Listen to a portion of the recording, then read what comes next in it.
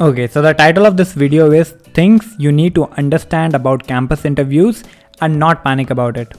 So in this video, I will be talking about how the interview process goes. So if you are a new grad or a third year student looking for an internship and you have never faced an interview in your life, so there's nothing to be panicking about. Okay, so the very first thing that you need to understand is they're not gonna eat you. Okay, so yes, you heard it right. They're not gonna eat you and you are gonna make out of the interview alive. Okay, so an interview is basically a conversation between you and someone from the company where they get to know about you and basically see how you would be a good fit for the company, both from the technical point of view as well as the cultural point of view. Okay, so many people think that the interviewer might ask tough questions just to reject you. So that might not be the case. Okay, so the companies spend a lot of capital in the hiring process. Okay, and if they just keep on rejecting the candidate just like that, then good luck to the companies. So an interviewer's success is in the candidate's success. However, the thing to be noted here is that companies cannot hire all the 300 people sitting for placements in your college. So there has to be a certain criteria so that they are able to select the best subset of the overall candidates, and that is what constitutes the hiring process.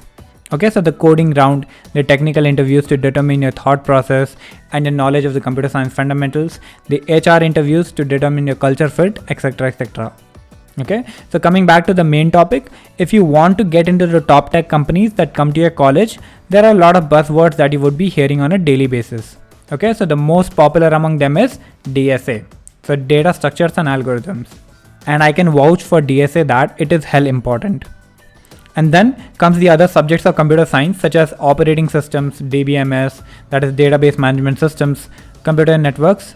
So like though I haven't seen many companies asking computer networks, but then these are the subjects that constitutes the computer science fundamentals. Okay, so DSA is something that forms the basis of judging a suitable candidate as of now at least. So you can't judge a candidate on the basis of him knowing a particular framework or not.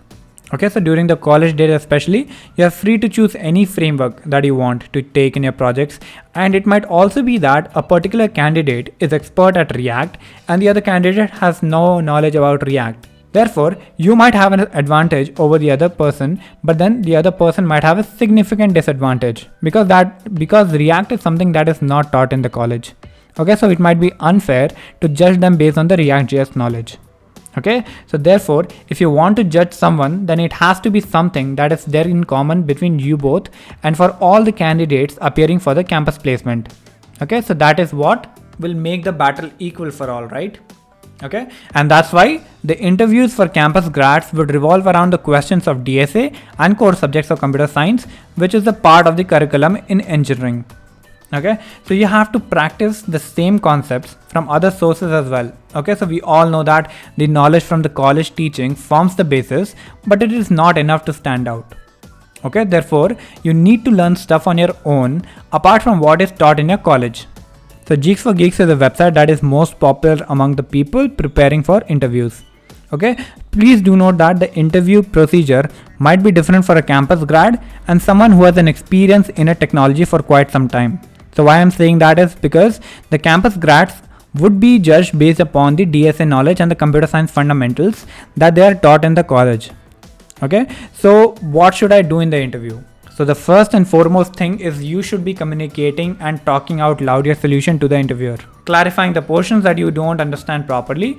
And people tell you to learn DSA and all full on, but never tell you to also focus on improving your communication skills. So see, the simple point is, even if you know the answer to a given question, but still you are unable to put them into words, the interviewer will get a perception that you do not know the answer, right? So from today itself, start focusing on your communication skills as well, apart from the normal preparation that you do on a daily basis. Okay, cool. So this was the point that I was discussing about communicating and talking out loud your solution to the interviewer. Now, say for example, you are given a question of sorting an array of numbers. Okay, wherein the interviewer writes down the array and says, how are you gonna sort it? So interviewer ने question दे दिया. Now it's on you as to how you are gonna solve it. So don't just blindly start solving the question. Just look into the question and see if there is something that you should be knowing about the question. Is there some detail that is missing before I begin writing the solution, etc, etc. So the interviewers are there to clear your doubt. So ask without hesitating. So you would ask something like, is the array consisting of only zeros and ones? So the interviewer says yes, the array contains only zeros and ones. Now it's on to you how you want to sort the array.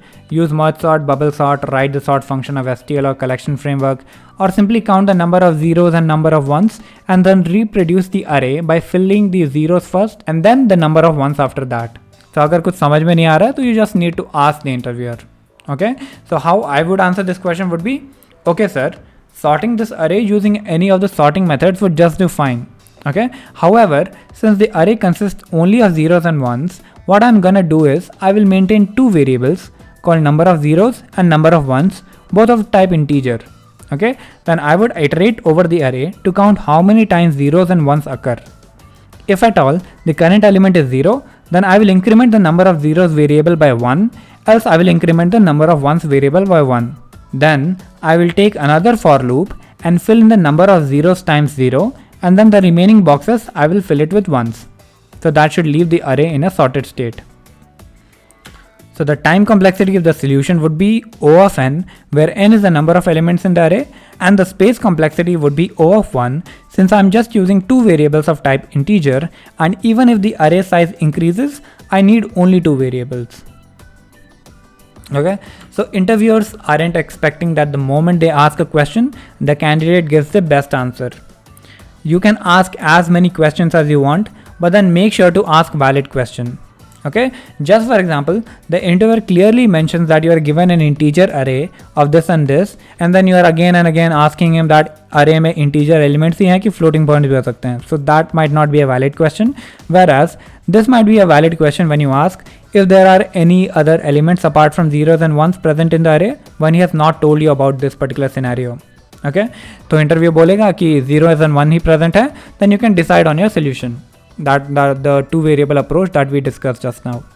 Okay, so if everything looks fine, then he might ask you to code the solution in your editor, and if everything looks good there also, then he might ask another question, or a question which is a scaled up version of the question that was asked to you.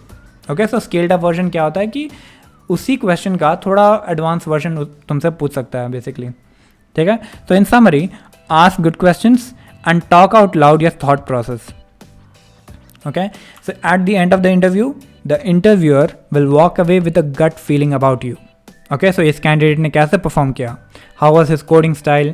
Was he able to solve the question? If yes, did he ask proper doubts or just for the sake of asking he was asking the doubts? Was his solution the optimal one? Was the solution correct? Was he lost somewhere and did I have to guide him back to the solution? Etc. etc. So if I were the interviewer, I might think something like, he wasn't sitting idle. Okay, he was communicating properly. He asked me to explain the input and the output for his understanding and he was able to pick it up well. इसका coding style जब मैंने देखा तो इसका coding style बहुत अच्छा था and he was using good class names and variable names and good indentation, good coding practices, good refactoring and all were done. Okay, so proper usage of functions and methods, good knowledge of programming language constructs.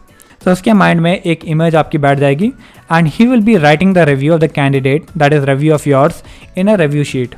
Okay, so it can be compared with the review sheets of the other candidates before he can extend the offer to you. So there might be other better candidates present as well, right? So that and all is taken care by the company side and you don't have to actually worry about it much. Okay, so just focus on giving your 100% in the interview and leave the rest to God and to the interviewers. That's it. I would be continuing some more pointers in the part 2 of this video. So if you like this kind of information, then stay tuned in this channel.